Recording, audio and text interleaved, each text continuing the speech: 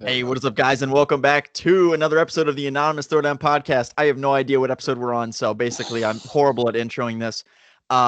So how's everyone been this week? I'm chilling. I got forced to put on the stupid camera. Yes, you did. Because I looked and I was like, I'm the only one with the camera on. What the fuck? Wow. And what about you, Dustin and Jake? How's life been for you guys this week? It's been pretty, work, school. It's kind of been a kick in the butt, but we're getting through it. Good stuff. So I think the big news that has transpired this week has been the unveiling of the Xbox Series X and the Xbox Series S. Is that what it's called? Yeah. The other one? So they came in at $300 for the Series S and $500 on the Series X. The S is $300. So $300 for a next-gen console, that is insane. But at the same point, I still think that they're going to get absolutely obliterated by PlayStation because there's no games to play on it. Now, Dustin, you mentioned before we started recording that you feel that this, announcement really leveled up their game and gives them a great stepping stone. So I'm just curious, how do you figure that? Say, the thing of them having no games to play, that's objectively false. While there are no main big exclusives at launch, which is a L, I'm not even gonna lie or try to skirt around that. The Halo Infinite thing was tragic, but the fact that you have all the backwards compatible games and there are tons of third-party games coming out later in this year that you'll be able to get free upgrades for, like Black Ops Cold War, that new Assassin's Creed that no one cares about, that new Watch Dogs that no one cares about, things like that. Wait, is there new Watch Dogs coming out right now? Yeah. Watch Dogs Legion. Where the fuck did that get announced? Is it in London? Yeah. Because it looks like it probably looks like shit, like all the other ones. Yeah, it doesn't look good. I mean, I like this. I like the second one's reveal, but the third one I didn't even know about. What do you mean, Cap? I like Watch Dogs 1 and 2 are awesome. I love both. No, I said I like the reveal of the Watch Dogs 2. Watch Dogs 3 is Yeah, it looks man. I feel like it had a really good premise that was almost too ambitious, because the idea is that you can recruit any NPC in the game and play as them and make them a main character in your story, which is really an interesting idea. But it becomes it's too big scale. Like, you look at how many NPCs you pass in Watch Dogs 2, and it's just way too big scale. So I think that we've been able to see that literally everything else has taken a hit. The graphics, the animations, nothing. It looks like an Xbox 360 game, honestly. I have a question about the Xbox too. So if there are free, did you say there are free upgrades with I'm pretty sure there's free upgrades for the Avengers and whatnot. And there's also Call of Duty and of course all those other games you listed. So how does that work? Some of them are not. So basically, Xbox has a thing called Smart Delivery, which makes it pretty easy. So if you bought Assassin's Creed Valhalla, for example, on the Xbox One when that comes out, you'll get it to download for free on the Series X. Or you'll be able to just put it in the disc and it'll play the next-gen version of it. Fine. It's not like it's an upgrade or a port. It's the full-on game. And for Cold War, they're being kind of scummy about it because you have to pay $10 extra for that privilege. And same with 2K, I believe, because 2K is going to make you pay $10 extra. But then what's the point of getting an Xbox Series X or S if I could just play it on my Xbox One? That's my thing. Yeah. And buy a PlayStation 4 with the money and actually get new games. You mean buy a PlayStation 5? Buy a PlayStation 5. Yeah, but even so, if you get a PlayStation 4, you're still going to get more games. Series X is launching with 80 games coming out on day one. Well, but that's aren't the big most report of those I games saw. On Xbox One though? Yes, but what big games are coming out for PS5 in that launch window besides Miles Morales? Besides Miles Morales, which isn't even a full-fledged game. It doesn't even matter. I'm still getting Miles Morales on PlayStation 5. That's still I can't fathom spending $500 or $600 for an expansion pack. I see people. Well, first off, there's also a Spider-Man, a Marvel Spider-Man remaster too. So I don't like that much. So again, that's you. But people who are saying that they wait, they're remastering. Yeah, they're remastering. That's the rumor. That's the rumor. That was on some things. So what I'm saying is, dude, the game came out 3 years ago. Right, but they did the same thing. They just did the same thing. Yeah, they did the same thing with the first Last of Us, where it was 2012, and then they came out in 2015. Okay, I guarantee they're gonna do that with Ghost of Tsushima, Last of Us 2, all of those new games. Yeah. They're gonna call them remasters. They're really not remasters. They're pretty much just ports with minor upgrades. There'll be some ray tracing functionality. But yeah. They're gonna charge you for that. Guaranteed, they're gonna charge you for that. They will. Yeah. And Xbox is gonna do that for free. Can I interrupt for a second? Is Marcel's screen frozen for anybody else? Oh, no. it's because I had to like scroll through and close apps because my phone's Oh, not. okay. You're just like staring at me, and I'm intimidated right now. I was just wondering if you could turn your camera off. You're with all your fucking gains over there. Okay. Anyway, Calm the fuck down. so you got to pay $10 to upgrade like Call of Duty and a couple other games, but like Halo Infinite, Cyberpunk 2077, Assassin's Creed Valhalla, Destiny 2, Chorus. A lot of Let's these games see, have Gears free upgrades 5. on PS5 as well, but from what I know, it's a lot less seamless because Xbox is going for like an ecosystem, like an Apple Right. ecosystem, versus what Sony's doing, where it's just like a next-gen jump. So what's going to happen is the X isn't going to be the most powerful Xbox console this quote-unquote generation. They're going to have something come out in 4 years that's going to completely obliterate it. Right. And then there's going to be a PS5 Pro. I mean, truthfully, the console war isn't going to be a war anymore. It's just gone. I don't think any of these consoles really compete with each other. And I know that sounds weird, but Xbox isn't looking to one-up Sony. They're just looking to build their own consumer base. I have a feeling they don't care about one-upping Sony. They're kind of like doing what Nintendo is doing, where they have their own little thing etched out. They have their fans. You know what I mean? I do. I get That's that. actually a good point of the direction that they're trying to go. I'm sure we It's talked just- about that in a previous episode. Yeah, I mean, kind of, but to me, it's just like, is that the best approach? That is the approach that they're Yeah. taking. The question is that the best approach? I can And say it's a very consumer-friendly approach. it is. It is. The thing that I just kind of miss about it all is I miss the idea that like both consoles were, I don't know, like every time a Last of Us 2 comes out or like a Ghost of Tsushima or other games like that, like I wish that Xbox had their equivalent of that so I could get excited about Xbox too. I just kind of feel like I don't get excited about Xbox. The thing about Nintendo too is that they come out with, games that get their fan base really, really excited. And I guess that's the case with Cyberpunk and Halo Infinite, but Neither of those are exclusive. Well, Halo Right. Infinite is, but Cyberpunk isn't. That's on PlayStation as well. So it's one of those things where Xbox has a lot of studios now that they own. right. And none of them are going to be exclusive to just Xbox. They're always going to have that PC crowd. But they have a new developer called The Initiative, which I'm sure you've heard about. It's the first quadruple A gaming studio in the world. It has like 3,000 employees or some ridiculous shit. And they're apparently working on a single player action game, and they've been making it for 3 years. And they have a bunch of guys from like Crystal Dynamics in it. They have a bunch of guys from Naughty Dog. They have a bunch of people from those studios, and I feel like that game, if it's actually good, will be their first try at making something really good that's exclusive. Because I've always had the feeling that they don't really look at exclusives as the console seller. They're just looking at the Xbox brand as the console seller. Yeah. So Yeah, no I one's agree gonna with buy an Xbox to play Halo 5. No one's gonna buy an Xbox to play Grounded. No one's gonna buy an Xbox just to play Halo Infinite. They're looking at these people who have had Xbox consoles for 20 years and have a bunch of games on physical or even digital. Like I know tons of guys who have a huge 360 catalog just purely digital. And for someone like me has actually had an Xbox in my room or my life for 20 years, I have a bunch of games for the original Xbox, the 360, the One, and to just have that all seamlessly go into my new console and play it at a higher resolution, a lot of times that's an incredibly intriguing offer. Yeah, it is.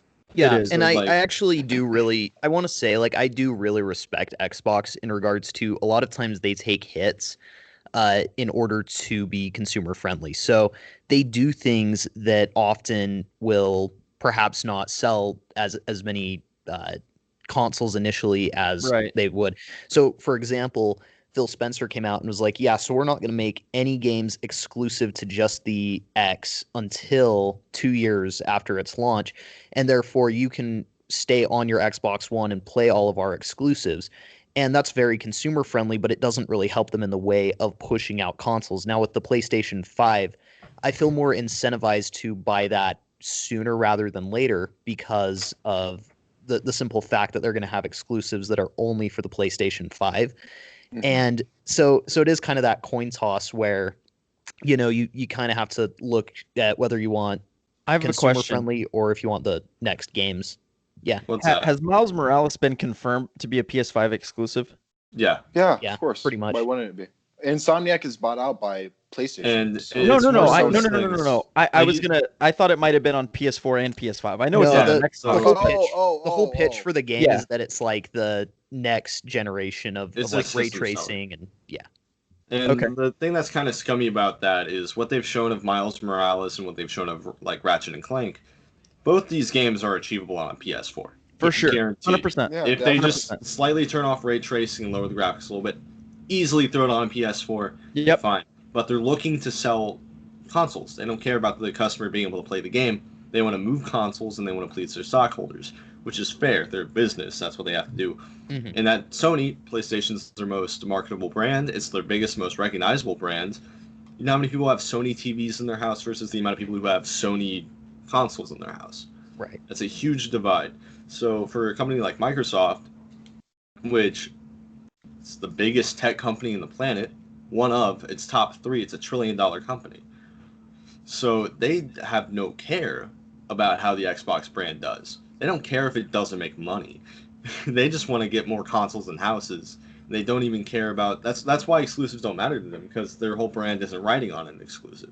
Mhm. Right, and they're also, if a bunch of people, the whole idea with the Xbox One is we're going to integrate like cable TV. We're going to integrate as a multimedia device, which means that people are going to be buying movies, they're going to be buying TV shows on their Xbox One through the Microsoft Store, which they get a cut of, and that was their whole market. And I think that it actually worked effectively. If it weren't for the Kinect, it actually could have worked. That Yeah. integration with the cable box is actually really good, and the thing with the integration. Kinect- Yeah, go ahead, go. The thing with the Kinect that I was going to say was like, Phil Spencer wasn't head of Xbox when the One came out. I think he had another role in the company, but he got added on. And I feel like if he was president, this whole console generation would have gone completely differently. Guaranteed, because I don't think he would have forced the Kinect to be in the same box as the Xbox One. Therefore, cut $100 right off the box, just like that, so that PS4 and Xbox One would have been the same price. Mhm. And that was the biggest thing that stopped people from buying an Xbox One when they both came out. It wasn't Right. about exclusives in 2013. It was about who had the cheaper box. And if they both came out at competitive prices, this could have gone completely differently. Well, and that's why with the PS3, I think the Xbox 360 sold more than the PS3 by the end of the console cycle, right? PS3 sold more, but PS3 sold slightly more, but Xbox Slightly. 360 was at the margin for that's years. right, for like the overwhelming majority of that's right. And then so they kind of won out of the gate with that lower price. The 360 Lower did. price came out a year beforehand. Right. And then the PS4 beat Xbox One, and it was $100 cheaper at launch. Now, Mhm. here's one thing that I wanted to discuss, like just a broader discussion about the direction of console gaming. I'm very alarmed by the rate at which they are doing these like DLC consoles with like the Xbox One S and the the PS Well- Pro and to me, So, go ahead. so what I was gonna say is, I didn't mean to cut you off again, but No, you're good. You're good. the thing like the S, like the Xbox Series S Uh-huh. and the One X, I feel like what they're trying to do is they're trying to make it more like a PC, so you can just Right. go in at the specs that you want to go at. Now with Sony, everyone knows the PS4 Pro is a fucking scam. Versus the Series or the Xbox One X, which was actually like could do 4K, it was pretty impressive for what it was. PS4 Pro didn't have anything on that. Mhm. And even a lot of PlayStation fans didn't like that console. And we can't, and we also can all agree that console is really ugly. I don't know about you guys, but they really just added another slab Yeah. on top of the base PS4 Mhm. and was like, it called it a day. Meanwhile, the Xbox One X was smaller than the original Xbox One. Yeah. And it ran quieter, and it had, didn't even have a power brick. It was just a regular cord. Oh, It's that's all about- huge. It's all about ingenuity on how you make these boxes. And like the Series X is going to be the same thing. I guarantee it, where they're just going to have that wire. And sure, it's a big fucking console. I don't think anyone can discount that. PS5 and the Xbox Series X are humongous. Yeah. They are They a little are. too big. The PS4 Pro is kind of more so worse for me. But they both have their pros and cons. For like the PS5, I feel like the PS5 you just can't lay on its side. And if you do, Yeah, it's going to why? be weird. Because like they say Honestly- you can, I don't buy it. Are Looks they? like a fucking router. Why did they make it look like that? They're starting to make it look like a PC. Like they're starting to make it look like PCs slowly. Like That's they're a good making it point. bigger and You're bigger and right. bigger. You're like- right. So like- it's like looks like what they're going for. So the reason the Series X looks the way it does, and they actually they've said why, is the vent system. So Xbox has always had quieter systems than PlayStation. The PS4, I think everyone here owns one. Yeah. It's a Yeah. loud fucking It's console. loud. Fucking loud. Super loud for no Yo, I reason. was playing the Avengers last night. And holy shit, that thing was just going off. Like And I was like- trying to play the multiplayer, just like started fucking frame dropping. I'm like, goddamn, And it's for me, horrible. I've been maining on my Xbox One for a while, like last month. That thing is quiet. I'm sure Coby can attest to this. I think Jake can. Yeah. Xbox Ones are fairly quiet. Yeah, they are. And the reason why the Series X is shaped the way it is that top part is a vent, and that bottom section where it's slightly raised is the intake vent.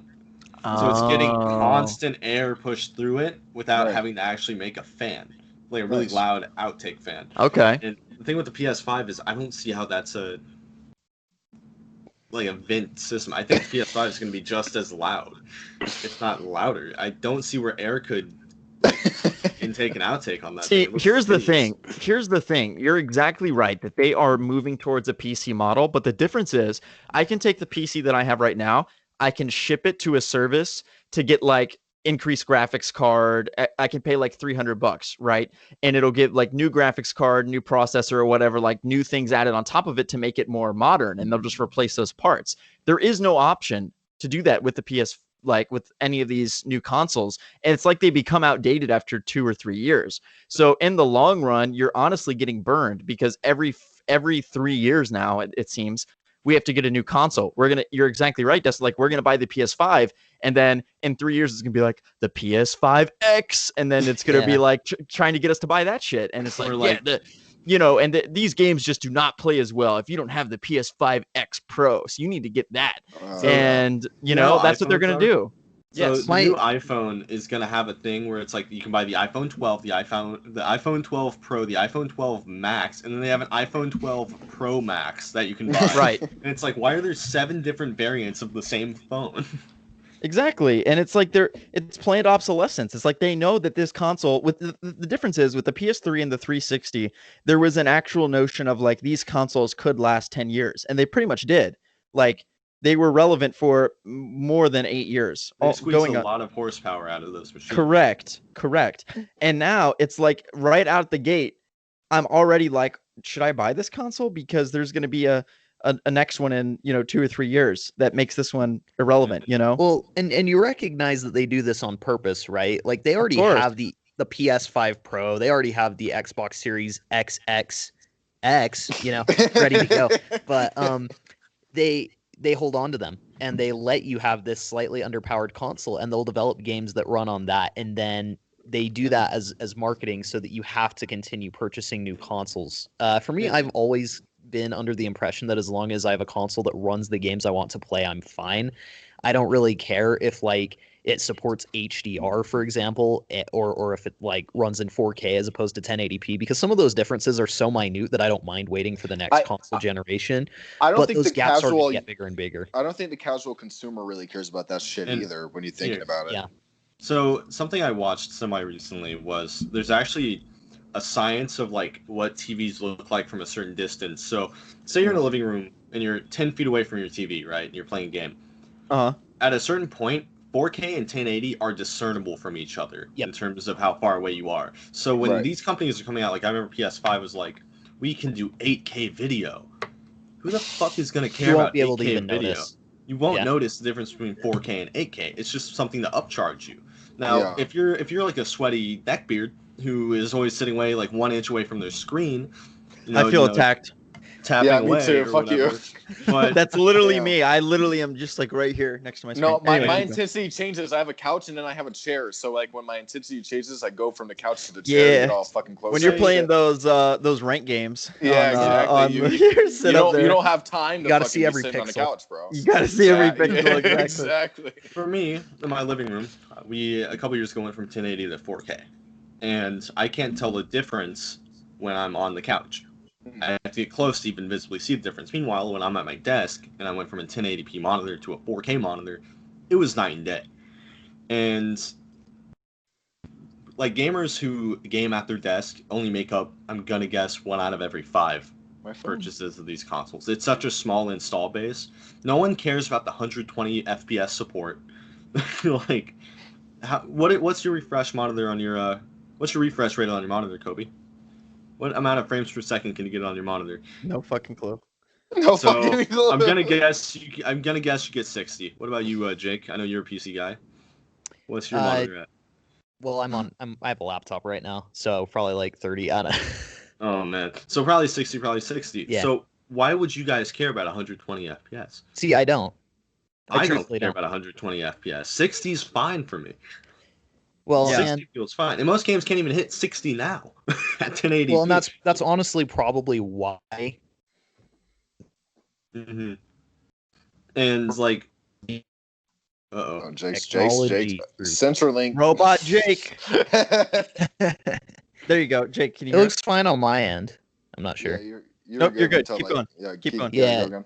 Yeah, all I'm saying is that that's why a lot of these companies are moving more towards streaming models, I think, and why they're at least humoring the idea of moving towards streaming platforms is because then the consumers don't necessarily have to continually buy new technology, or at least at the same rate that they did at one point.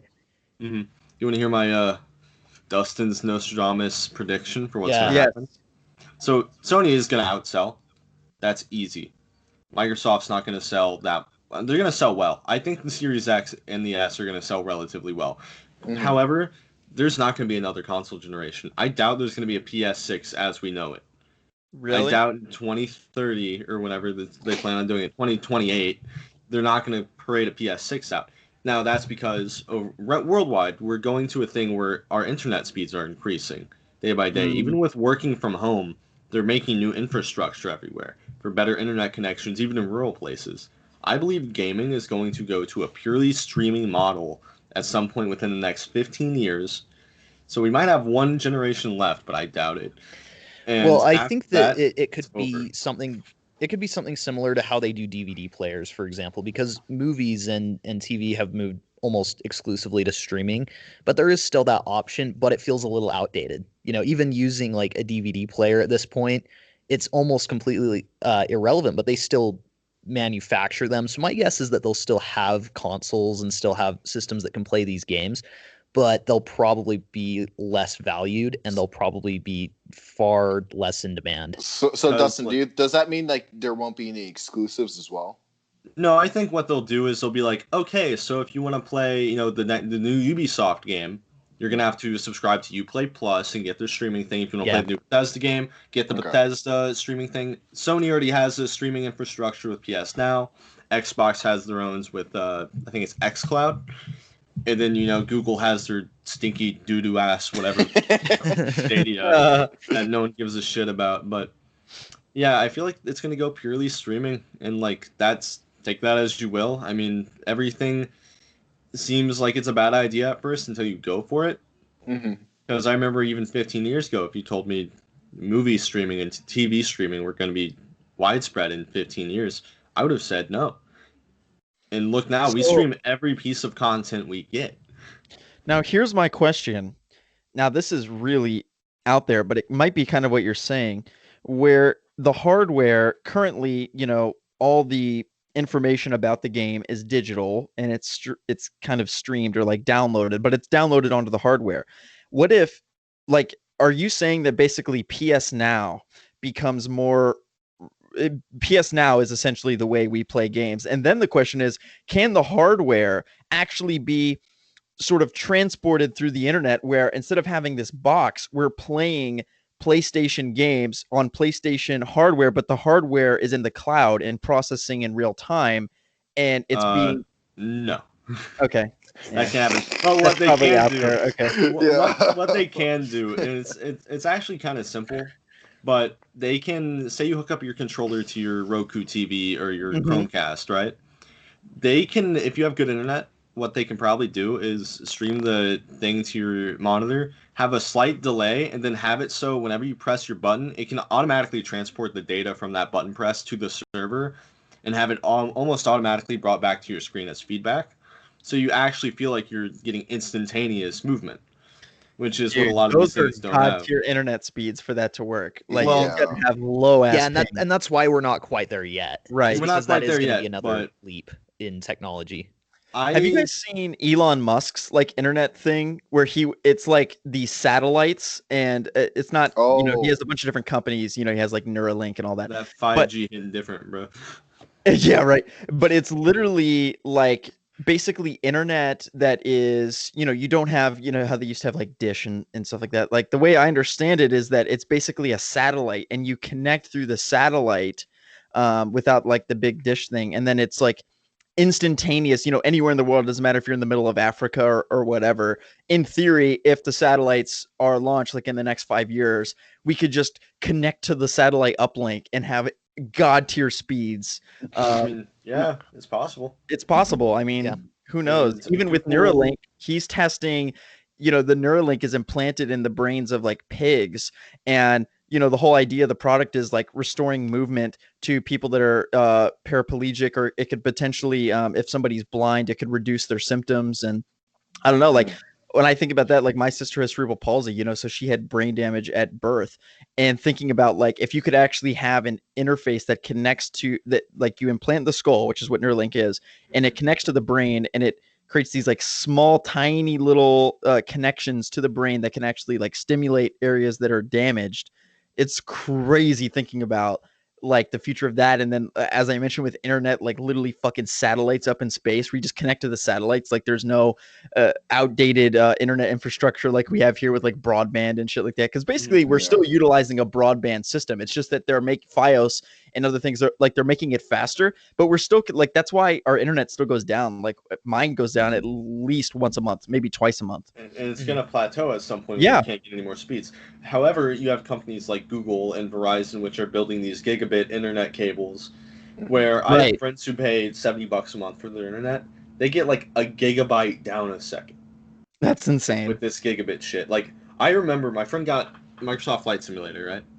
Yeah. He downloaded that game, which is 104 gigabytes, in 25 minutes. Ah! Wow. Oh my god. And he was like, Are my you kidding? family is using it, so it's running a little slow. My family's using it. So even like, and he's hardwired in, so that might make a small difference. But granted, if you care that much about speeds, you're going to get wired in. Like the PS4, for example, that has a data cap on it. If you ever notice that your games get slow as shit, they cap off that download speed. Right. Versus on like Xbox, they don't have that cap, or the cap is a lot higher. I download games faster on my Xbox than my PS4. I've noticed that too. 100%. And that's pretty neat, but you also have to imagine like these PS4s and Xbox Ones were made in a time when like, I don't know about you guys, but my internet's broken down. I have two routers, so I have like a 5G and a 2G. Yeah, right. These consoles only take 2G.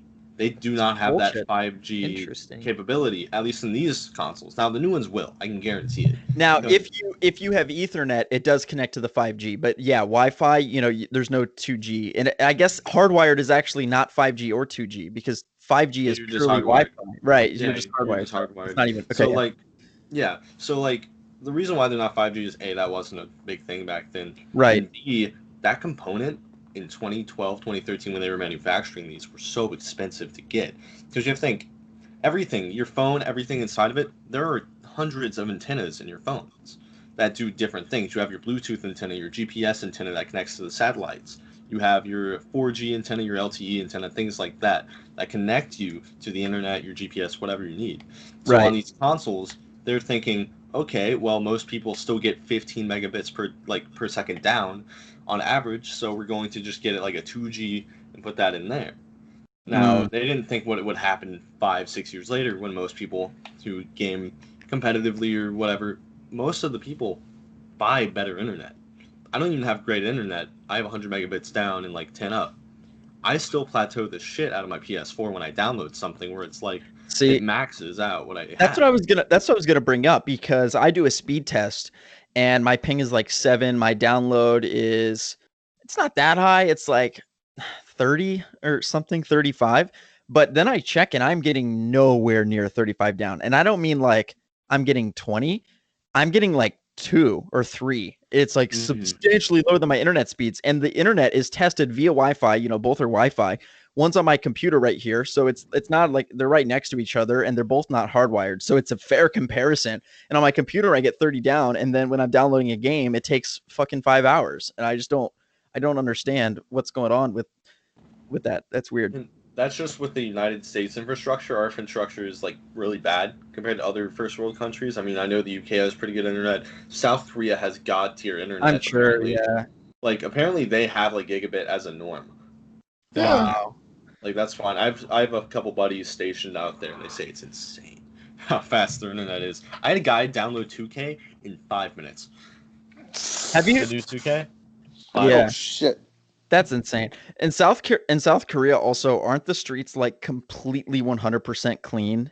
It's just like pristine and everything is perfect. I wouldn't say South Korea is like the perfect country, but those like Eastern Asian countries, yeah, they're so tight knit and they put a lot of money into their infrastructure and they plan ahead. They're smart countries to where they don't run into issues that we run into because we're such a large sprawling country. So, bumfuck Clark Kent out in Wyoming is not going to get gigabit internet for the next 5 years. It's going to be at the bottom of their priority. Meanwhile, if you live in Los Angeles, New York City, even like smaller places by bigger cities, New Jersey, you live in Boston, anything like that, a bigger city, guaranteed you have some of the best internet access in the country. Mm-hmm. And that's just because we didn't plan, and these companies are going to go to where all the people are, which is the big cities, the metropolitan areas. So, Coby, so for LA, 30 is about the average. 30 is low. 30 is low in LA? Well, no, actually, no, that's about the average. Like, I don't know. I expected there to be really fast internet speeds, but there's so many people packed in such a small area. And then also the providers out here are pretty limited. So I don't know, but we could definitely buy like faster internet than we have. So the systems are pretty good, but I don't think the best in the world. I think San Francisco has better. I think even New York City might have better. But LA is definitely above average, no doubt about it. New York, when I went, actually has like these, they're not billboards, but they're like things that they built in where you can actually just connect to the Wi-Fi on it. Yeah, that's cool. There's no part in New York City that I went where I can't immediately have free, kind of safe internet access. And that's really not even counting like your data, because everyone has data on their phone, but that shit's slow. So just an interesting fun fact. So LA has an average internet speed of 36 down. San Diego has 46 and San Francisco has 96. So it's like San Francisco is 3 times the speed of LA. Granted, San Francisco is like the bougie capital of California. Right. So, cost of living in LA is fairly high. Cost of living in San Francisco for like a studio apartment, you're going to be spending $1,500-$1,600 a month on that. At least. Even if you live on the outskirts of the town. At the very least. A super expensive town because everyone who works in San Francisco is a tech giant. That's located by like where Silicon Valley is, which is where all the money, I think it's like a huge portion of the money in America made through businesses is made directly in the Silicon Valley, where like Facebook, Twitter, Microsoft, places like that are headquartered. Have you heard the fun fact that California has the 5th largest economy in the world? Yeah. So the U.S. is number 1, and then California, if it were its own economy, is number 5. And a part of that is because in the south part of California, you have literally every multimedia company you could ever imagine: Warner Brothers, Disney, Universal, Fox. Like they're all headquartered here. And then as you mentioned in San Francisco, Apple, Facebook, YouTube. So I mean, that's literally like the entertainment hub of the world is in the south side of California. Too, right? And then, Tesla, which I would kind of branch in as like a tech company, kind of like Facebook, or, they're all a little different in terms of what they're doing. But they're basically at the cutting edge of technology and social media and all that. So like California has it all. But a lot of businesses are leaving right now because California, because they're COVID stuff, right? Well, because of COVID stuff, but they're trying to raise the taxes even more.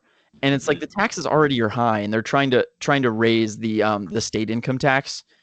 And I don't know, like to me, I look at how much I pay in taxes, and I'm like, I'm a 22-year-old kid Like, I just got out of college. You guys are like fucking demolishing me. Like, they take so much money, and I'm just like, it's not like I'm a millionaire or anything like that. Like, I just don't understand. I can't even imagine how they're taking this much. But so I think the taxes are granted, the taxes are high, and that's because it's California. It's always been high. It's always going to be high. It's seen as the bougie state of America. So, right.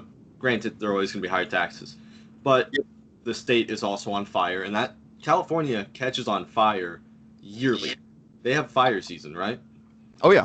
And that causes millions, if not billions, in damages. Oh yeah. Homes lost, people displaced. I don't think normally they kill many people, but it's more so the fact that acres upon acres of like rural land are destroyed each and every time this happens. And this time, I believe it was a fucking gender reveal party. Yeah. So stupid. Did you read about that, Coby? Yeah, these people are fucking idiots. And that caused fires reaching from the southern part of California up to Washington. Yeah. It's a boy.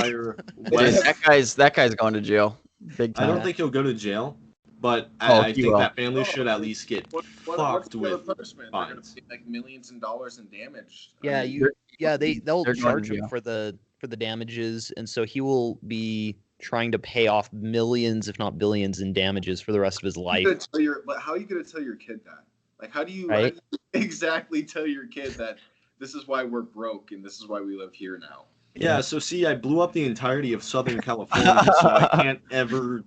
Yeah, I just blew up the West Coast. For every single cent he makes in his life, he's gonna owe 0.2% more cents to the state. So he's gonna earn like $1, and they're gonna be like, "So where's our $1.02 at?" Yeah, they're always gonna. He's gonna be forfeit for the rest of his life, no matter where he goes. Yeah. And do I think that's a harsh punishment? Yeah. Do I think it's just? Yeah. He burned down most of California. Yeah, he was the cause of that amount in damages, so it is fair that he would have to pay for it. Was that fire the initial spark of it? It was? Oh, I didn't know that. Because it happens like I know it's south of LA where it started.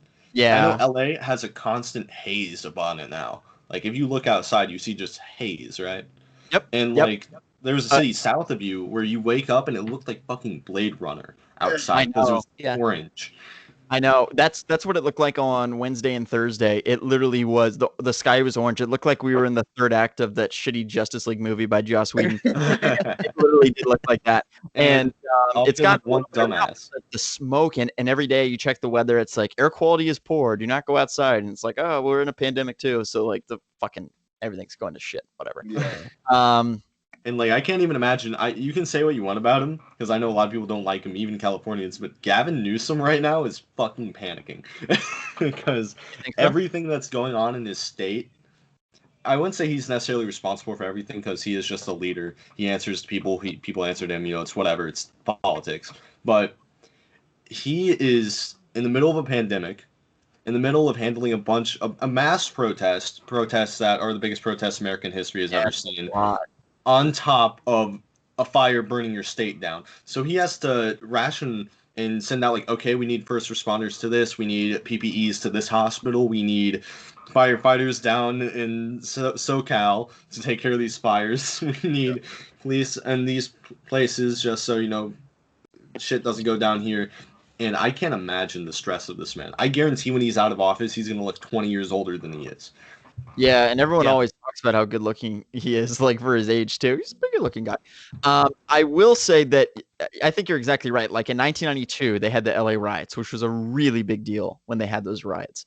But there also wasn't other shit going on. Now it is like, as you mentioned, the fires on top of the pandemic, on top of the unrest, and it's like everything confounded together. That puts a lot of strain on the system, on the government, and then also like on the people that live here, like dealing with those things. The economic collapse from, you know, the COVID situation, and that has created really negative economic repercussions because movies are not shooting right now. They tried to start shooting the Batman again in Burbank in the WB lot. They did it for all of a day and a half, and then Robert Pattinson got COVID. So it was like that, and it's done. Now people are all out of work again. They're not getting paid. You know, nobody's. I think they're going back. I think they're going back like this week or something. That's great. I hope that. I mean, you know, it's a very precarious balance. But the thing is like so many people here do not have salary jobs. It's not like other parts of America where there are like salary 9 to 5 jobs. Like when I was back in North Carolina, like everyone I knew had like a salary position. Here, it's a lot of freelancers, a lot of people that do editing, freelance like production work, and they just work on a bunch of different projects. They're, whatever. Now, there are some people like YouTubers who are actually doing better right now than they did before the pandemic because everyone's on their phone. They're locked in their house. They can't do anything. So actually views are way up on like social media on YouTube and Facebook. But besides YouTubers, pretty much everyone is getting, a raw end of this deal, and it's putting a lot of strain on everything. And that kind of like economic instability, when people don't have jobs, when people don't know how they're going to feed themselves, like I'm not justifying rioting or anything, but that is certainly a confounding factor that is contributing to that. You're right. It's unrest in the civilian population, whether that be because of like either racial injustices, the economic collapse. You could see that with the Occupy Wall Street movement 10 years ago, when the world basically collapsed. The world recession happened, and the first thing the government did was help out the big banks, and not the people that were directly impacted by their house getting taken away from them, losing their jobs, things like that. And do I think it's going to get better in a year? Yeah, but it's going to take time. And I do have another question for you, Coby, just because I don't know much about California. How does your unemployment work for freelancers? Is that a thing? That's a good question. I honestly do not know. I think that you do get like the really you get the federal one where it's like $200. Yeah, like the cheap one that's not livable in LA. So then a lot of people are pushed into doing like Postmates, Uber, that type of thing. So Uber and Postmates and those things are really big out here. Like there are so many Uber drivers and Postmates drivers. A lot of people do that as their full-time job. Some people will sleep in their cars if they can't afford rent because the rent is too expensive. It's I don't know. It's not a good state to move in if you do not have a very stable, solid income. To the people who shit talk California, let me explain something real quick. California isn't going to be what the entire U.S. is ever going to be like. California has always been like how it is right now. California's always had high taxes, whatever. And, I mean, even when you had, like, Republicans in office, California is a mostly liberal state, I'd say, to the people and the politicians it's elected. I forget who the last Republican governor was. I'm pretty sure it was Ronald Reagan. No, it was Arnold Schwarzenegger, wasn't it? Arnold Schwarzenegger's a Democrat. No, he's not. He was a Republican. You sure? I am guaranteeing you Arnold Schwarzenegger was a Republican. Major political party. Oh, you're right. Yeah, he was Republican. And wow, he didn't change anything because California, to run a state that big with that many people, you need to make some concessions, and it's never going to be like that for the rest of the U.S. But on the outside, not living in California, I don't think anyone should move there unless you have guaranteed income from whatever you do. That's why, that's why if you're, say you're hypothetically a girl who thinks you could be an actress and you're based out of like North Dakota or some shit. Yeah. Do not move to LA if you don't already have some serious shit lined up. Yeah. Because you will get eaten and thrown back to whatever state you came from. Correct. In a second. More than half of the people that move here this is LA in particular, will move back within 6 months. In other words, fewer than 50% of people last here 6 months. Because exactly what you're saying, they're trying to work in the industry and they just don't get any auditions. They don't get, or they do, and they're like, they're trying to put in their time, and that basically involves working for free a lot, being underpaid a lot, and working really long hours that probably salary that is not enough to basically live here. Well, it's kind of like what Dustin and I were talking about last week, which was we were kind of discussing film school and how there's a lot of kids who think, yeah, I'll get into film, but they don't know how film works, and so they get in and end up just hating the industry and not liking how film school or whatever is. And it's the same thing here. It's like these like we'll take that example, like you're some girl from North Dakota thinking that you're the next big actress. The problem is that is not how you get into the industry, is just by moving to LA. You need to have that name recognition behind you before you can move to that place that's so densely populated with everybody who wants to work in that industry. You need to be able to stand above everyone else. and it's a very dog eat dog industry, Mhm. to where if you go inside thinking that you know how shit works, they will throw you to the fucking wolves in a second, because Hollywood's built on a power hierarchy. And it Right. always has been. That's what leads to all this, Me Too shit, justifiably, because you have men like Harvey Weinstein, who are on top of this power hierarchy pyramid, who was brushing shoulders with the president at the time, not Trump, but Obama, like being buddy buddy, and he turned out to be a fucking monster.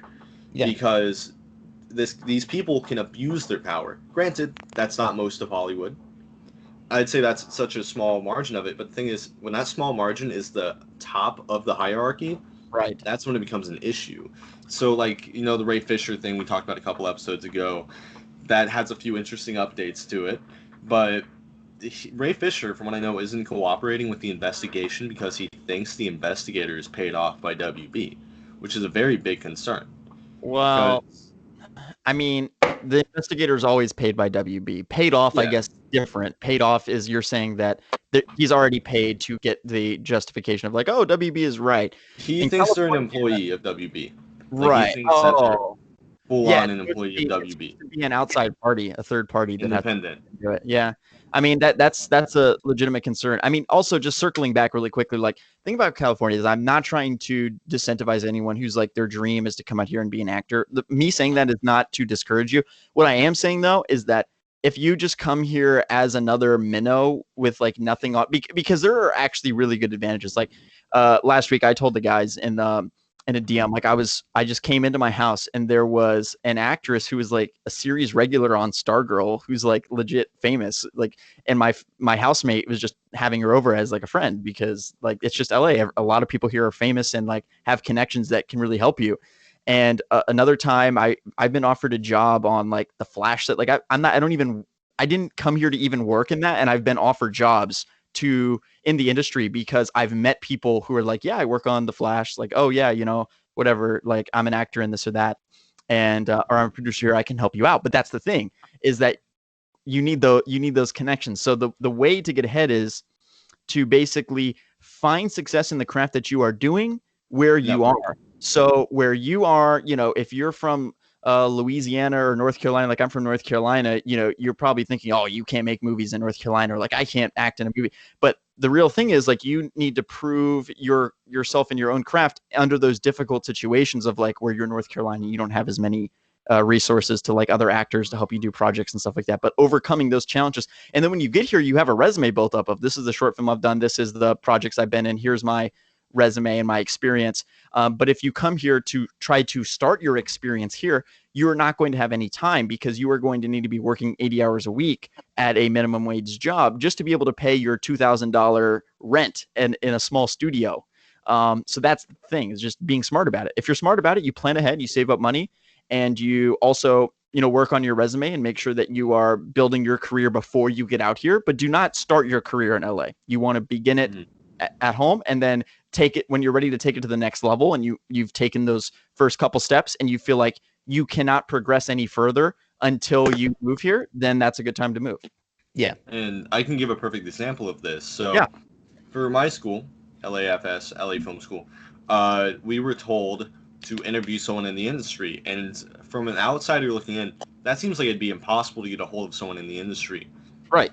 There are websites where you can network and actually meet people. I met a guy who was like, oh yeah, I can get you in touch with J. Todd Anderson.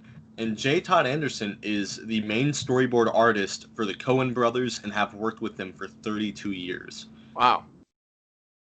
That goes Dude, to show how it's easy true. networking is. I've It's like you networked can on be- Twitter. Like no joke. On my Yeah. main account, I've had multiple DMs, and I don't want to say who with just because, they're direct messages. No, but showrunners of like Netflix series I've had conversations with, and that's just through Twitter. And it's about knowing how to network, about not coming off as like a fanboy or as like an aspiring filmmaker. That's a mistake that a lot of people make, is they're like, I'm an aspiring filmmaker. And it's like, okay, so is everyone else. Like, So you you're a have to filmmaker. have a craft. You're a filmmaker and you're serious and you have projects that you're trying to get off the ground. And then they're willing to have conversations. And, part of it is not sitting there like, hey, can I be a writer on your show? Because they don't take that seriously. But it's kind of the same deal with moving to LA. Like you mentioned, Coby, you got a job offer on The Flash, and there's people that you've met out there. But the point is that that's a job that a lot of people aren't interested in like being a grip on, a TV show for minimum wage or something. A lot of people go to LA thinking I'm going to be the next Christopher Nolan, or I'm going to be the next Steven Spielberg.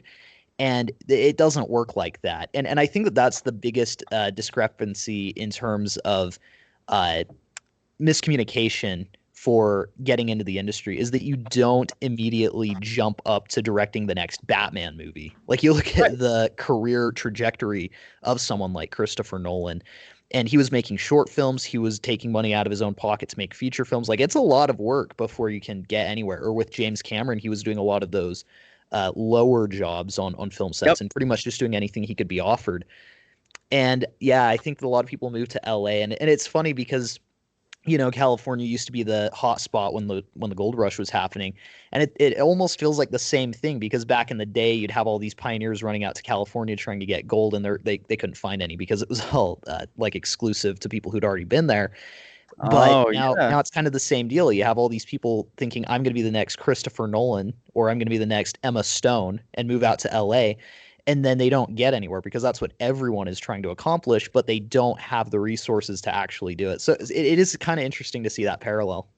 But I'm sure that Chris Nolan also thought that he wasn't going to be Chris Nolan when he made The Following with $6,000. Like that was a string shoe budget. I mean, absolutely non-existent budget, and he made that movie, and then that got him Memento, and then he got his first feature picture, and then that picture was fantastic. Memento is really good, and it's all uphill from there. So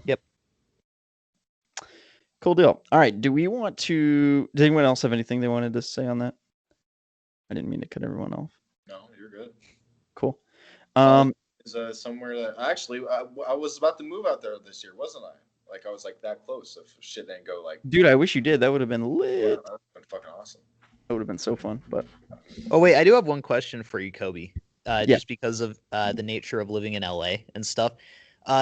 What's it like, sort of having the knowledge that the big one is going to hit at some point, like the big San Andreas earthquake that they're saying like within the next 30 years it's going to happen. It's going to be like a very major disaster that's going to cost billions in damages. It's going to cause a lot of deaths. What's it like living out there? Is that something that's like on people's minds, or is that something that's just not really cared about too much? It is, but it's kind of mentioned as a joke in a weird way. Everyone's like, oh yeah, as a dystopian joke, people will be like, oh, well, whatever, we're not going to be here in 10 years anyway once the big one takes us out, that type of thing. Right. People use it as like dark humor, but it's actually very serious, because if you see the effects of like the San Francisco earthquake and the really big one that they had like 120 years ago at this point, like if you look at pictures of an earthquake that is substantial to the extent that they're referring to, the house that I am in right now, it just like, you just get crushed. You're dead, basically, when that earthquake hits. I mean, like, so many people would die. Commercial real estate buildings that are like 15-story apartments, like, who fucking knows? If the earth cracks directly under it in just the right way, those buildings could fall over. The LA is just a desert. So like, you're not drilling into anything. All these buildings are not really they don't have a strong foundation underneath them. Cause as I mentioned, we're literally just in a desert. It's crazy. It's crazy. It's not something I think about super, a lot really. But it is something that, like, moving out here, I heard about that. The first week I moved out here, there was an earthquake. But then you kind of get used to them, because like the last time there was an earthquake, it woke me up at 3 a.m. and everything was shaking.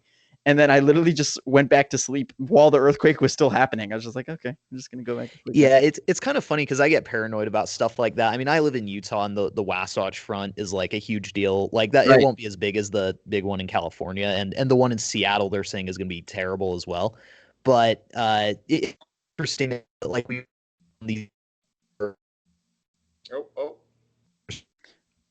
it's also interesting because I was reading like some statistics on what's going to happen with the big one, and they're not projecting like there's going to be a lot of deaths, but not like even 10% of the population. Like most people are going to be fine and they'll eventually just rebuild. But the biggest concerns is that they won't be able to like put out fires fast enough and things like that. So it's just kind of interesting to see how some of that goes down. But yeah, I was just kind of curious because that is something that they're saying is a pretty prominent concern. And just to have so many big tech companies and businesses out there that are going to be affected heavily by that. It's just kind of an interesting thought. There was an earthquake in 1994 in Northridge, which is 15 minutes northwest of me, and it was a 6.7 magnitude earthquake in the San Fernando Valley, which is the valley.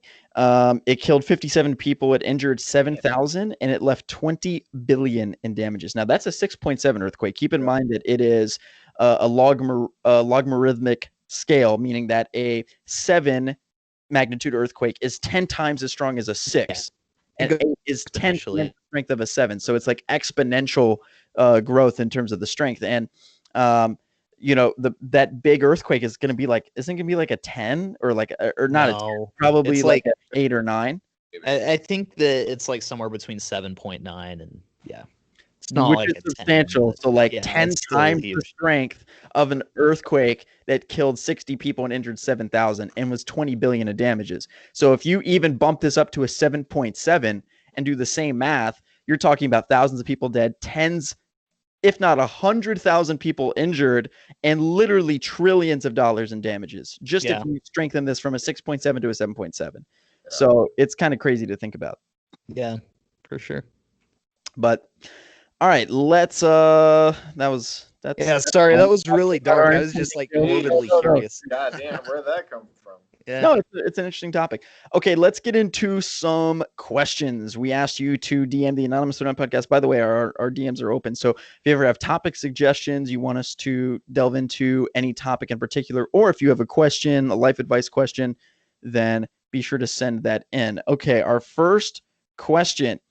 My question is, we're going to keep these anonymous. Do you think it is possible for someone to migrate to the USA and achieve the American dream or have a decent job / life without having a degree? It's very hard. You think so? Very hard. I'd say unless you already have a good base in whatever country you're from, in terms of like physical labor. Because in America, if you don't have a degree, you can't do anything that involves anything, including computers, management, business, anything like that. Now, what if he's doing a trade? No, that's what I'm saying. Unless you have a lot of accommodations as someone who does a trade. Okay, yeah. Then you can't make it in America that easily without having a degree. And the thing is, America, we're not really what we used to be in terms of letting people in. So I'm sure everyone has that picture in their head of Ellis Island welcoming in, all the immigrants from 100, 200 years ago, whatever. America's not that open anymore. It's still an open country. We're one of the most open countries in the world, but there are some limitations to that. And for someone in 2020, especially with COVID, discounting COVID, for someone to come in who's not a natural-born citizen, whatever bullshit term they want to throw on it, it'd be very hard to get a job because the job market is already very competitive between Americans themselves. So, and I'm not sure what I want to say or how to phrase it, but I'd say it's very hard to make it unless you know what you're doing or you have the drive to do it. Unless you live in a very bad country, I would not recommend coming to America. Say if you live in like England, it's not worth immigrating over. Yeah. But if you live in like... What do you think? I agree. I mean, you're going to need like a pretty good foundation, or you're going to need like a job that you already think is worth coming over here for. Right. So, I mean, I know that I work with some Mexicans who do come over and they have their papers and whatnot, and they only come over here for 6 months out of the year to work with me during that Christmas job. And we all worked really hard on that. So they just come over there for that work and then they go back to Mexico just to stay in there because they have homes there. So it's not really, they come here for hard work and then they go back. Right? Yeah. And typically they're sending payments every month that are called remittances. And because the US dollar is worth so much more, if they make let's say, they make $10 an hour, in Mexico, the equivalent of what they might be making is $1.50 an hour or $2 an hour. That's not uncommon. So then, typically they're probably working well over 40 hours a week, right? Oh yeah, we're working. I'm sure. Yeah. So, and then, they're sending back money every month too to their family, probably so they can have enough money to eat and shit like that, or, whatever. So, I mean, that's like one way to really, if you want to achieve like the American dream, if you want to just like work here, yeah, finding like a really good job and then getting your papers and whatnot, and then coming over here to do your shit. You have to work very hard. Yeah, definitely. One thing I think, man, is like, look at the jobs that, every American is going to college to do a liberal arts degree, like I did, like to do political science, like they're trying to do law school, they're trying to do med school. Like there is no shortage of those professions, or even like typical 9 to 5, like marketing jobs, like those types of jobs it's going to be competitive for sure. But look at jobs like that there are shortages in. Like there are so many jobs that Americans just don't want to do that can still pay well, like in IT and tech that only require like a community college type degree, or more, plumbing, being an electrician. You can easily make 6 figures doing that. And it's, like you can just be self-taught. I'm just like, how how to do plumbing and you don't need to go to school to do it. You just know how to do it. And you come from like, yeah, I'm from another country, but I know how to do all this. And if you come in with skills and like a clear path on how to make money, then it definitely could be possible. But yeah, I mean, just kind of be realistic about. Yeah, it just takes work. Yeah. Cool. Jake, do you have anything to say on that? I mean, I think you guys covered it pretty well. If you have a trade that you can really be successful with, that it's one thing, but it's becoming very important here in the US to have secondary education to get a good job. I mean, even for my mom, she got a degree in communications, but she has a really hard, she's been trying to get jobs, and she has one that pays fine, but it's been very difficult for her even to find jobs that she's qualified for, because they do get pretty competitive. And so to come in and immigrate is difficult on its own, but then on top of that, to have to compete with Americans who are getting that secondary degree, it would be a pretty big challenge. And so I don't know, unless it's like your dream to live here or you have a plan to be successful here, it would be very difficult, I think. Yeah, and I will say that the American dream is not exactly what it used to be, because the American dream, like in the 1920s, you could come here with like no money and just land in New York City and then move into your community. Like, let's say you're Italian, you kind of move into the Italian community. The Italians help you in that community, like even providing you shelter if you have no money. And like so there's like that community that's helping you, and you could start a business like tomorrow. There's no like money that you pay as an LLC or something. But now there's like a lot of restrictions of like, oh, you have a green card, and these are the rules around a green card, and these are the you can't start, like there's so many rules you're gonna find there. It's like you have to work if you have a green card, but if you have this type of visa, you can't work. It's not allowed, and it's like all these different things. It's not exactly like it used to be, where you just come here and it's like, all right, you can do whatever you want. You want to start a business, you want to start a hot dog stand, you want to do whatever you want to do. You can make tons of money. You can be a freaking millionaire by the end of the year if you want. It's not exactly quite like that anymore. But I'm not trying to totally disincentivize. No, yeah. It's not like I'm trying to dissuade. I'm just saying it would be very difficult. Yeah. In the circumstance that he's describing, without having the secondary education. Right. The main thing money gets you in life is security, right? Yeah. If you come here and you already have 20 grand in cash that you're sitting on, then that's 20 grand that you can live off of as like a safety net, where you're like, okay, I don't have a job yet, I don't have like, or whatever, but you have that security blanket where you have enough money. Don't come here with no money though. Yeah, definitely don't be broke and look at the US and think, oh, maybe there will be opportunities over there, because you're going to find yourself in an even worse situation. There's not. So, especially if you're coming from a poorer country, it's extremely hard. The richer the country you come from, the easier it's going to be, obviously. But you also have to factor in, like, what if I get homesick? What if I want to go back home or do anything like that? People don't necessarily ever think long-term when they think about immigrating. Yeah. Because it's a life-changing event. This, for someone to immigrate countries like this, would be the biggest event in their lives, easily. You're switching everything. You're in a new culture. You're in a new environment. So, say you live in like India and you want to move to America, you're looking at everything being different. I did versus like tender who had to do like, I don't know, she was like nannying basically for like a year here, so she like had to move here. Mm-hmm. I don't know, she seemed like she really didn't like it here. A lot of people don't. It depends what country you're really from, but a lot of people come here and really don't like it. I want to go back to my family. You said she's German, right?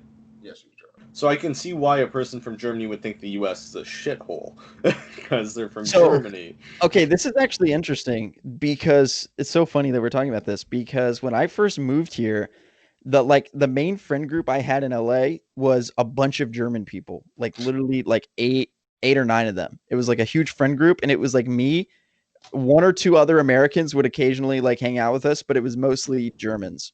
And they had a very interesting perspective on it. Like they all really loved LA in particular.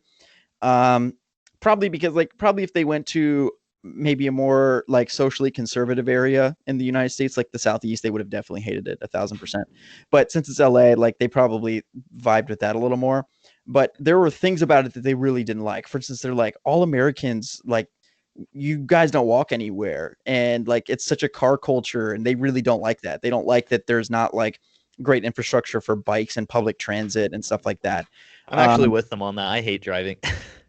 Yeah, and I'm the exact opposite. Like I'm like, if I'm driving, if like McDonald's 2/10 of a mile down the road, I'm like driving. Now they actually kind of made me walk a little more, but like I was definitely a fat lazy American before they started, like they kind of changed me a little bit in that sense, like in terms of walking and that type of thing. But over on the whole, like, yeah, and it's just very different culturally. They're like, Americans are too nice. They would say that. They'd be like, wow, Americans try to like talk to you too much. Like when you're at the grocery store, like you know how like random old ladies would like come up to you and like crack jokes and like talk to you. They're like, that's weird. Like, why are you talking to me? is for me. So, but I don't think it's weird. Like I'm for, whatever. To me, that's like endearing. I like that. And I like that Americans tend to be quite friendly. Which is weird because I feel like in France and like other areas, there's this notion that like Americans are dicks. But like technically, if you compare, as I said, like if you go to Germany and you compare like how strangers and other people interact with each other compared to most areas in the US, it's like pretty big cultural difference. But yeah, it's just cultural differences, Yeah. Like German people are meaner. Yeah. Like, she hates like America, but she thought like everybody was like super nice here. Right. It's and like weird perspective to have. Like it is. We're nice. Yeah, they're like, I'm like, I work customer service every day, and you're gonna tell me that we're nicer, right? Which I'm sure it's true, but it is just that difference in culture, like you mentioned. Yeah. Okay, cool. All right, next question. Next question. Now this one's deep. You guys get a fucking strap in for this one. Life advice question. What do you do when you feel stuck? And another question, part B. How do you follow your dreams? I think this is even the best one for us to touch on. How do you follow your dreams if nobody believes or supports them? Okay, so I can start with this one if you want. Yeah, Jake, go. Okay, so there's something interesting about the way that this question was asked, which is first, what do you do when you're stuck? And then how do you follow your dreams when no one believes in you? So it would be interesting to know if this individual feels stuck because of not being believed in, or if because the route to their dream doesn't seem to be working. And so my advice here isn't the standard just follow your dreams, but it's look at what your goals are. And are they actually attainable and realistic? And then consider who is not believing in your dreams. Because say you're 16, and if this is your parents saying, I wouldn't do that, you need to critically think about that. Because a lot of times, and when I was 15, 16, I was that standard, like, I'm going to make movies in 5 years. I'm going to be in Hollywood making movies. That's not an attainable or realistic goal. Like a lot of times, if you ask on Twitter, for example, like, where do you see yourself in 5 years? You'll get a bunch of 16-year-olds like, I'll be working for Warner Brothers making Batman. And it's like, no, you won't. And so what you need to do is make attainable goals. So find what you're passionate about, and let's say it's filmmaking, and make realistic and attainable goals that do not require external luck. You know, so I'm going to write 5 screenplays by the end of the year. That would be a goal that you can stick to and that you can attain. And then you also need to look at, how am I going to supplement myself while I follow my dreams? I did. Uh-oh. Wait, Jake, you're going robot mode. Jake, you there?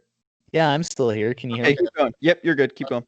Yeah, so really it comes down to determining, whether your dreams as they are right now are attainable, and finding goals that you can set that will lead you there, while also listening to, what other people are telling you, because there's a lot of wisdom that people will give you. And that doesn't mean that it's like, I had a dude come in one time when I was working, and he was like, yeah, dude, you should be on a student loan. That's the best way to get through college. And that was terrible advice, but at least I did have that perspective that I could listen to and take into account. So if you're feeling stuck following your dreams, and you have people who don't necessarily believe in your dreams, you need to find more attainable ways to reach your goals, and you need to really find a way to supplement yourself and recognize that you can't live on a dream. You have to find a reasonable way to make money, or to live, and just really listen to people with life experience, because if they're seeing red flags with your life plan, then there's probably some wisdom in there. Even if you don't want to follow their directions to a T, I still think it's worth considering. Okay. Marcel? Can you repeat the second part of the question? Yes. The second part. Oh shit! I switched out of the Twitter account. Give me 1 second. Yeah. The first part, yeah. So the first part's interesting, but the second part is, I think, what we want to focus on. How do you follow your dreams if nobody believes or supports them? Okay. Well, I'll get onto the why, the stuck question. But honestly, you shouldn't really worry about what anybody else believes or thinks about your dream, as long as you believe in your dream. And you obviously, I agree with Jake. You have to set some reachable goals, because if you don't, then you're just going to be, in this fantasy world. You can't really do that when you're trying to really be successful in something that you love. You have to really put in the hard work. And that's another thing, is that you have to constantly do and train and work on what you're doing and what you love, because otherwise, then if you have no experience and you think you're going to get into this world, then you're obviously not going to get in it. So yeah, don't try to think too much about what other people think when it comes to what you love to do. If it's somebody that you trust in, and they have really good advice, then yeah, you could listen to them. But if people are telling you don't do it, or people are doubting you, just don't listen to those people. They're not worth it. And with the whole stuck situation, I don't know what you're stuck in. You could be stuck in a lot of things in life, but always try to be positive about it. Try to always look for the best outcome. Most people are really pessimistic and try to look for the worst possible outcome, and that makes you really paranoid. So just try to look for what is the best outcome, and stay calm during those situations where you do feel stuck. It's all about your mental outlook on life. Yeah, it's kind of about taking the reins on what you can control, and recognizing that and like I mentioned, I mean, if you're trying to get a career in the music industry, it's recognizing that you don't really have a lot of control over when things start to happen, or when opportunities start to come up. And so it's wise to just do what you can do. And yeah, like Marcel said, if someone's telling you that you can't do that, then that's someone that you're going to want to distance from your life. I guess that, to rephrase what I was saying, to sound a little bit less mean, I don't know.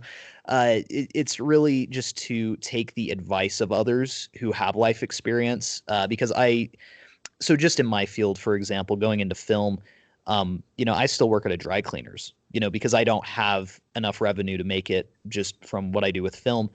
And, so I see a lot of kids who, in my neighborhood, a lot of kids know that I'm trying to become a filmmaker. And so they come up, they're like, I'm going to be a filmmaker too. And I'm like, That's awesome. How are you going to support yourself through that? Because that's a lot of years that you're not going to be able to make money as a screenwriter, for example. Mm-hmm. So that's really what it comes down to. Yeah, I think you're that's 100% right.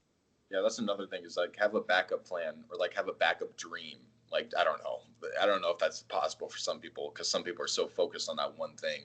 But always try to have that, the backup plan because if things do go bad with your pursuit of your dream, then you're obviously going to need something to fall back on. If you don't have that, then you're kind of just screwed all around and you're going to be stuck in whatever place you're stuck in forever.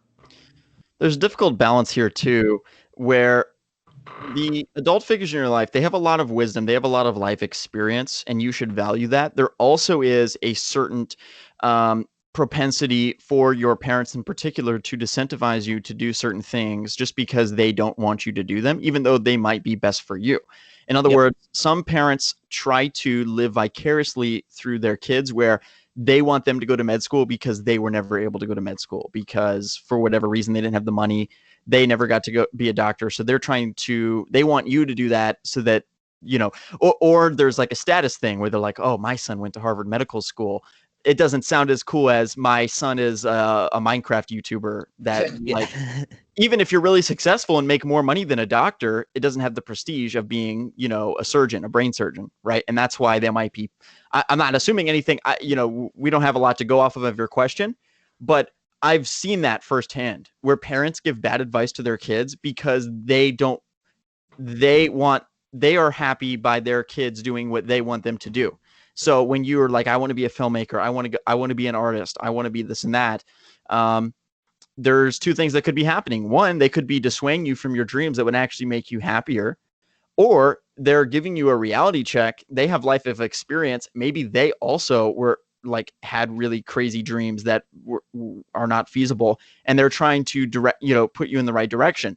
I think that the real question is, are they guiding your dreams or are they shutting them down? If they're just shutting them down and they're saying, no, like being a YouTuber is dumb, then they might just be closed off and they're not the best to listen to. Or if they're saying, oh, maybe you could do that, but if they have some other reason of just like, well, I think that you'd also be really good at this or whatever, you just need to get the gauge on like, what are their intentions behind this? And deep down, like, do they really care about your status or their status as you being a successful doctor or lawyer, as opposed to a PA on a film? Like, is that really something that goes through their mind? If it does, then you might not want to value their advice that much. Yeah. Dustin? I mean, I really have nothing to add besides follow what you want to do if you think it'll make you happy. Give yourself reality checks, like we've said. Don't go into something thinking you're going to be immediately good at it. There will be years of trying to do what you're going to do if you're doing something no one's really done before. And, if everyone around you is just a Debbie Downer who doesn't support what you do, you probably have a shitty support system. And it could toxicity and jealousy, too. So you really got to just surround yourself with like-minded people who aren't afraid to tell you when you're right or wrong, because just giving yourself a thought bubble is wrong too. You don't want to end up like the broke Kanye West. Kanye West can get away with it because he's Kanye West and he's worth $1 billion. So yeah, when they're all like, you can run for president, you can do whatever you want, of course he's gonna be like, fuck yeah, because he has nothing to lose. Now if you did that and all your dumbass friends said, yeah, run for president, man, you can lose thousands of dollars. So, just get people who are not afraid to call you out on your shit. If anyone doubts you, bring some statistics to the table. Let them know why you want to do what you want to do, why you think you have a chance, what makes you different from all the competition. It's all about being yourself and just doing what you want to do. I mean, it's your life. You can do whatever you want. Don't be boring with it. You only get one. That's really all I can say. I mean, yeah, it's like Coby said. It's a difficult balance because you like it, and we don't have enough context of this question to go any deeper, really. But it is very dependent on what the advice that they're giving is. Whether it is them not believing in your dream or whether it is just them trying to give you a reality check in the sense of this isn't going to be lucrative for you for the time being. So until then, if they're telling you, it's great that you want to be, let's say a musician, but for the time being, you need to find a part-time job that you can sustain yourself with. That's not them doubting your dream. That's them giving you a reality check. But if they're saying, no, you shouldn't pursue that career in music, that's not advice that you need to listen to. But ultimately, it comes down to how strongly you do believe in this dream, because you shouldn't doubt. Like it's easy to get insecure, especially if you're younger, when people are, telling you that you're probably not going to reach your dream. But if you are passionate about it, then it shouldn't really matter what other people say, because it's something that you believe in and that you have thought through. So, yeah, my advice is just think through how you want to set achievable goals toward your dream. And yeah. Yep. Cool deal. All right. We got 10 minutes to wrap up this next question. A really good, interesting question. It is a relationship dating question. I saw that a lot of people enjoyed Best ones. last one a couple weeks ago. So let's jump right in. This question is from Anonymous. He says, so me and this girl are really close, and we've kind of established that we're both friends at the moment, but I've started to catch feelings for her. I know having a friendship is more important than a girlfriend. Who said that? Wait, Yeah, who the fuck is that? should I at least tell her? Should I at least tell her? I don't know. I don't want it to ruin things, but I also hate not saying anything about it. All right. Salvo, I think Why am I Marcel starting needs to take this one. Yeah. Can you repeat the point? I will. So me and this girl are really close, and we've kind of established that we're both friends. So he's friends with this girl. He has feelings for her, and he's saying, how do I proceed? Do I admit it? Do I will that ruin the friendship? Should I risk ruining the friendship? That's basically the essence of the question. Okay, well, try to read her too. Just see. I mean, obviously, you'll figure out if she likes you or not. If she likes you as a friend, okay. Actually, that's actually kind of difficult. Now that I'm thinking about it, See, if she's sometimes they fake it. Yeah, sometimes they but I say just go for it. Honestly, just let her know, and I don't know, if you have your own place, just ask her over or something and just see where things go. Anything? I think this guy is 16, but okay, I could be wrong. ask her over. Ask her to prom. Marcel has this 16-step plan. Ask her to take off her shoes. If she does, your success rate goes up by 17%. It's those friendship questions are so weird, because I don't know. I've never really had a friend who I've had feelings for. It's a girlfriend. You know what I mean? So I don't really have that. So the one thing that I will just chime in on this question is that typically in a situation where you're developing feelings for a friend, it tends to be happening simultaneously. Now, not always, do not get me wrong, but what tends to happen is when you're catching those feelings, you're hanging out more, you want to hang out more. She laughs at your jokes, you laugh at her jokes. There's kind of something going on there, right? Not always, but typically, as Marcel said, you can kind of get a vibe check. Most humans are bad at hiding their real feelings. I'm just gonna be honest. It's hard to be friends with the opposite gender. That's all I got. That's it. And what makes you say that? It's hard to have a solid friendship, a platonic relationship. There's always going to be that okay, yeah, I'm kind of semi attracted to them. It's hard to not have that, especially if you guys are close. Of course, there's going to be that type of feeling that you are semi attracted to her. So you might as well just say that, because she's probably feeling the same way too. If you guys have that type of chemistry, if you guys are laughing with each other, you guys are really close friends, I would say just go for it, because then that could grow into something more. If you want it to be more. And then the question is, what is the downside? I know having a friendship is more important than a girlfriend, but should I at least tell her? Now, see, what I'm trying to understand here is you are pitching this as you're going to come clean and confess to her that you like her. Why don't you ask her out? I'm not understanding why you I think the concern is that you admit. Well, I think that the concern is that if he asks her out, that then it could ruin the friendship. I think that's his concern. Well, I don't really know if that's true. To be friends, it's not you guys are. I get that it might be awkward, but if you just okay, yeah, sure, whatever, yeah, I don't feel like that, I guess, anymore. Then just get rejected and say, okay, I'm not going to pursue it anymore. Actually, don't say that consciously, but just show that. Basically, once you get rejected, it's a done deal. The only way it's awkward is if there's this underlying thing where after you get rejected, you're still like flirting with her when you're with friends and like weirdly possessive over her in a way that shows that you're still romantically inclined. What that means is if you can get rejected and then go into this mode where you're like, okay, I'm not pursuing her anymore. Like I'm going to like just basically try to cut off the feelings the best I can and then try to pursue like other girls. So like you develop feelings for them instead. I think when it's like awkward is if you're still kind of weird about it and you're just like, oh, like I love you, like we're meant for each other.